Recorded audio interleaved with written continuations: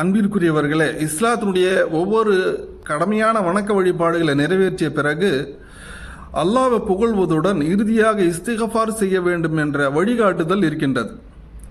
குறிப்பாக பாருங்கள், நபிகள் நாயகம் ஸல்லல்லாஹு அலைஹி வஸல்லம் அவர்களுக்கு இதா ஜா நஸ்ருல்லா என்ற அந்த வசனம் இறங்கும்போது, அல்லாஹ்வுடைய உதவிகளும் வெற்றியும் வரும்போது, ஃபஸப்பிஹ் பிஹம்தி ரப்பிக வஸ்தக்ஃபிர், அல்லாஹ்வை புகழ்வதுடன் இஸ்திக்ஃபார் செய்யுங்கள் என்று அல்லாஹ் கட்டளையிடுகின்றான்.